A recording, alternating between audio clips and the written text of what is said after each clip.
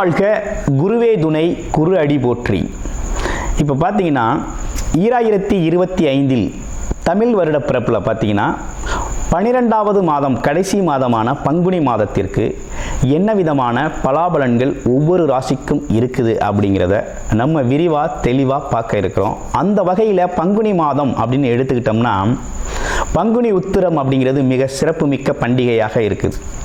அது மட்டும் இல்லாமல் இந்த பங்குனி மாதத்தில் 7 சுப முகூர்த்தங்கள் வருது. பங்குனி மாதத்தில் தான் பார்த்தீங்கன்னா கிராமப்புற திருவிழாக்கள் தொடங்கக்கூடிய ஒரு காலகட்டமாக இருக்குது.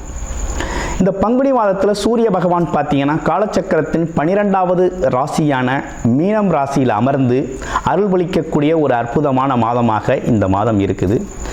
இந்த மாதத்தை பொறுத்த வகையில் பல்வேறு விதமான சிறப்பு பண்டிகைகள் இருந்தாலும் திருவிழாக்களும் திருமணங்களும் அதிகமாக நடக்கக்கூடிய ஒரு மாதமாக இந்த பங்குனி மாதம் அப்படிங்கிறது அமைஞ்சிருக்கு.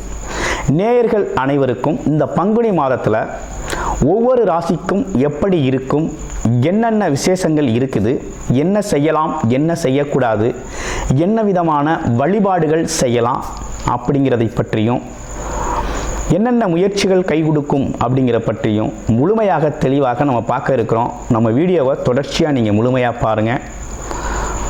இப்போ உங்களுடைய ராசிக்கு எப்படி இருக்குது அப்படிங்கிறத இப்போ பார்க்கலாம். கும்பம் ராசி காலச்சக்கரத்தின் 11வது ராசி, லாபஸ்தானம். அது மட்டும் இல்லாமல் எண்ணங்கள் ஈடேறக்கூடிய நல்ல அமைப்பு.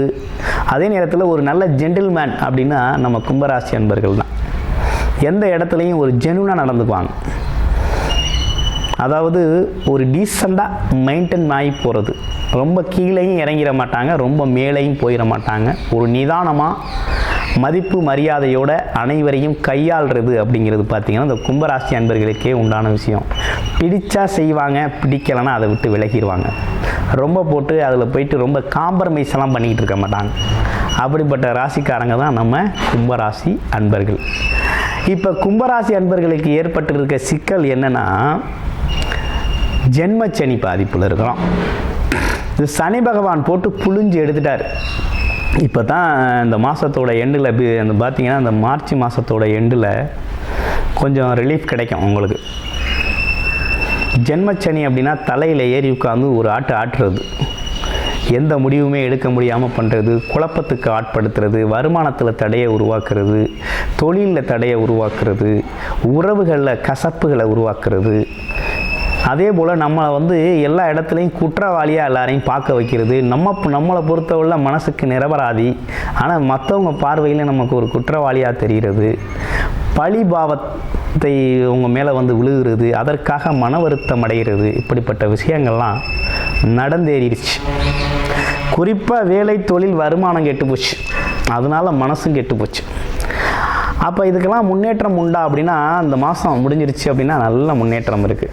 இதுலேருந்துலாம் முழு விடுதலை அடைய போகிறீங்க. இப்போ என்ன சூழ்நிலை ஏற்பட்டிருக்கு, சரி ஓகே, இப்போ என்ன சூழ்நிலை ஏற்பட்டிருக்கு அப்படின்னா 2ஆம் இடத்துல அனைத்து கிரகங்களும் சங்கமிச்சிருக்கு.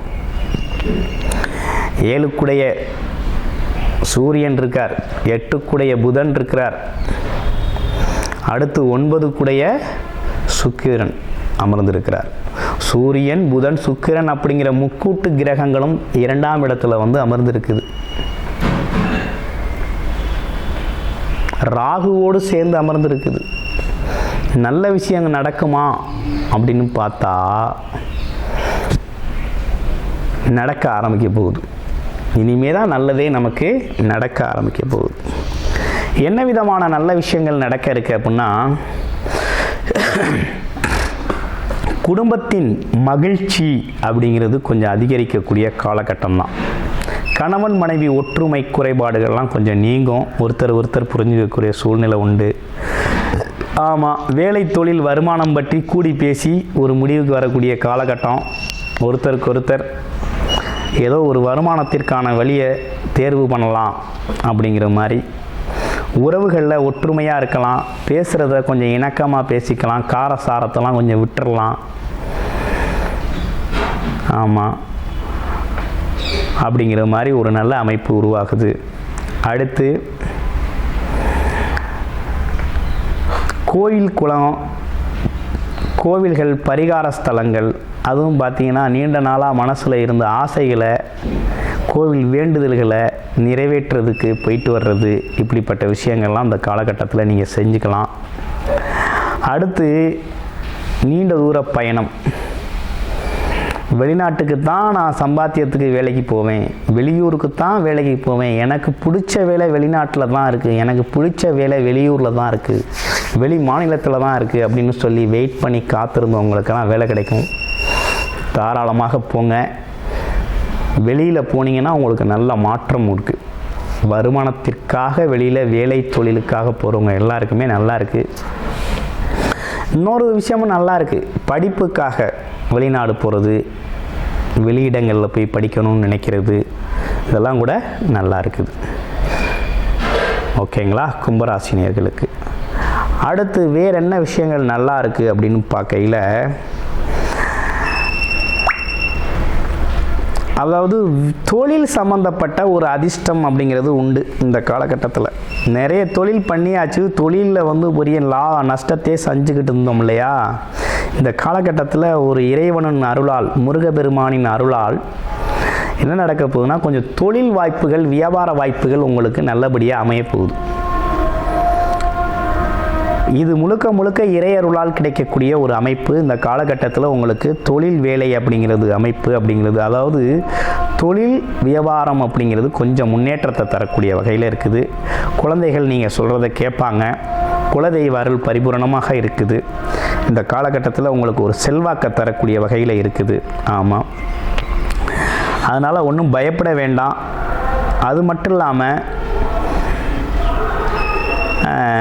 போக்குவரத்து, அதாவது என்னென்னா இடம் வீடு சம்பந்தப்பட்ட விஷயத்தில் குழந்தைகளுக்கான கொஞ்சம் அடிப்படை செலவுகள், வெளியூர் வெளிநாடு அனுப்புறது, கல்விக்காக அனுப்புறது, செலவுகள் அப்படிங்கிறது, குழந்தைகளுக்காக கொஞ்சம் செலவுகளும் ஏற்படக்கூடிய ஒரு அமைப்பு அப்படிங்கிறது உருவாகிருக்கு.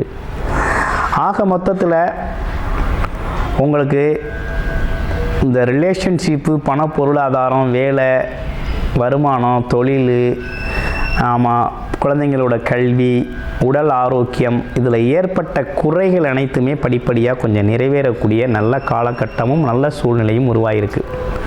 இந்த வருகின்ற தமிழ் புத்தாண்டுக்கு பிறகு இன்னும் நல்லதொரு மாற்றத்தை நீங்கள் எதிர்பார்க்கலாம். அப்படிங்கிற மாதிரி ரொம்ப அற்புதமாக காலத்தின் தொடக்கம் கும்பராசிக்கு ஒரு விடிவு காலம் பிறந்துருச்சு. முன்னேற்றமான காலம் தொடங்கியாச்சு. அடுத்து கும்பராசியில் இருக்க நட்சத்திரங்கள். அவிட்ட நட்சத்திரம் எப்படி இருக்குது?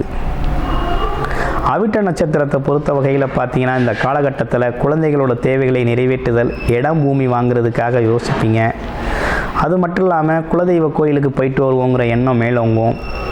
பூர்வீகத்துக்கு போயிட்டு வந்தால் கொஞ்சம் நல்லா இருக்கும் அப்படின்னு தோணும். வெளியூரில் இருக்கிறவங்களுக்கு இந்த விஷயங்கள்லாம் நடக்கக்கூடிய ஒரு அமைப்பு இருக்குது. அடுத்து சதய நட்சத்திரம். சதய நட்சத்திரம் எப்படி இருக்குன்னா, இந்த வருமானத்துக்காக பல விஷயத்தை போட்டு யோசித்து குழப்பிக்குவீங்க. அந்த தொழில் செஞ்சால் நல்லா வருமானம் வருமா, அந்த தொழில் செஞ்சால் நல்லா வருமானம் வருமா, ஆமாம், எப்படி திடீர்னு சம்பாதிக்கிறது, ஆமாம், எதை இந்த கமிஷனை பேசி விட்டால் திடீர்னு 1 லட்சம் 2 லட்சம் லட்சக்கணக்கில் சம்பாதிக்கலாமா அப்படிங்கிற ஒரு விஷயத்தில் ரொம்ப ஆழ்ந்த சிந்தனையில் ஈடுபடுவீங்க. அதுக்கேற்ற மாதிரி ஒரு திடீர் அதிர்ஷ்டமும் உண்டு. இந்த கமிஷன் தொழிலில் இருக்கிறவங்க, கான்ட்ராக்ட் தொழிலில் இருக்கிறவங்களுக்கெல்லாம் அது கிடைக்கும். அடுத்து பூரட்டாதி நட்சத்திரம். பூரட்டாதி நட்சத்திரம் எப்படி இருக்குது அப்படின்னு பார்க்கையில், பூரட்டாதி நட்சத்திரத்தை பொறுத்த வகையில் பார்த்திங்கன்னா, உங்களுக்கு வருமானம் லாபகரமாக வர்றது அப்படிங்கிறது பார்த்திங்கன்னா கொஞ்சம் எளியில் தான் அமைஞ்சிருக்கு. இந்த கன்ஸ்ட்ரக்ஷன் தொழிலில் இருக்கிறவங்க, கான்ட்ராக்ட் தொழிலில் இருக்கிறவங்க, அதே போல் பார்த்திங்கன்னா இந்த ட்ராவலிங் பிஸ்னஸ் பண்ணுறவங்க, சேல்ஸ் அண்ட் மார்க்கெட்டிங்கில் இருக்கிறவங்க, அதே போல் எக்ஸ்போர்ட் இம்போர்ட் பிஸ்னஸ் பண்ணுறவங்களுக்கெல்லாம் இந்த காலகட்டத்தில் ஓரளவு நல்ல லாபம் சேமிக்கக்கூடிய வகையில், நல்ல வருமானம் வரக்கூடிய வகையில் அவங்களுக்கெல்லாம் அமையுது. சரி, நமக்கு என்ன விதமான வழிபாடுகள் நல்லா இருக்குது இந்த காலகட்டத்தில் அப்படின்னு பார்த்தோம்னா, ஆஞ்சநேயர் வழிபாடு ரொம்ப முக்கியம். முதல்ல நம்ம சரியாகணும், அப்புறம் நம்ம சுற்றம் சரியாகணும், அப்புறம் தொழில் வேலை வருமானம் நல்லபடியாக வரணும். ஆஞ்சநேயர் வழிபாடு ஃபஸ்ட்டு. இரண்டாவது அப்படின்னு எடுத்துக்கிட்டோம்னா ஸ்ரீ முருகப்பெருமான் வழிபாடு அப்படிங்கிறத தொடர்ச்சியாக செஞ்சுக்கிட்டு வாங்க. ஆமாம், அடிக்கடி வெள்ளிக்கிழமைகளில் மகாலட்சுமி வழிபாடை வீட்டில் தொடர்ச்சியாக பண்ணிக்கிட்டு வாங்க. வாழ்க்கை வளமாக்கும். இழந்த அனைத்தையும் மீட்டெடுக்கலாம். முன்னேற்றமான பாதையின் தொடக்கத்தில் நீங்கள் இருக்கிறீங்க. இனிமே பொற்காலம்தான், முன்னேற்றமான காலம்தான். உடல் ஆரோக்கியம், மன ஆரோக்கியம், பொருளாதார முன்னேற்றம், குழந்தைகளின் கல்வி நிலை எல்லாமே நல்லா இருக்க போகுது. ஒரு செழிப்பமான இலைகாட்டம், சந்தோஷமான ஒரு விஷயங்கள்லாம் எதிர்பார்க்கலாம். அது மட்டும் இல்லாமல் சுப நிகழ்ச்சிகள் அப்படிங்கிற ஒரு விஷயமும் வாழ்க்கையில் குடும்பத்தில் நடக்கக்கூடிய ஒரு நல்ல காலம் அப்படிங்கிறது இனிமே தான் நமக்கு தொடக்கமாக இருக்குது. உங்களுடைய பிறப்பு ஜாதகத்தில் என்ன தசாபுத்தி இருக்குன்னு பாருங்கள். ஒரு யோகமான தசாபுத்தி அமைப்பு இருக்குது அப்படின்னா இந்த காலகட்டத்தில் அதுக்கான விஷயங்களை பயன்படுத்துங்க. இல்லை சூழ்நிலைகள் சரியில்லை அப்படின்னா மெயின்டைன் பண்ணி போகிறதுக்கு முயற்சி எடுங்க. ஏன்னா உங்களோட ஜாதகத்தை நிறைய பார்த்த விஷயத்தில் நான் சொல்கிறேன், இந்த கும்பராசி நேர்களை பொறுத்த வகையில் நிறைய ஜாதகங்கள் ஜென்மச்சனியால் ரொம்ப பாதிக்கப்பட்டிருக்காங்க. அப்போ என்னென்னா தொழில் வேலை மட்டும்தான் ரொம்ப அதிகமாக பாதிக்கப்பட்டிருக்கு. வருமான தடை இருந்திருக்கு. மனசில் ஒரு ப்ரெஷர், ஒரு அழுத்தம் சூழ்ந்திருக்கக்கூடிய சூழ்நிலைகள் உண்டு. இவை அனைத்திற்கும் தீர்வாக ஆஞ்சநேயர் வழிபாடும், ஸ்ரீ முருகப்பெருமான் வழிபாடும், மகாலட்சுமி வழிபாடும் தொடர்ச்சியாக நீங்கள் செஞ்சுக்கிட்டு வாங்க. வாழ்க்கை வளமாகும். நன்றி, வணக்கம், வாழ்த்துக்கள்.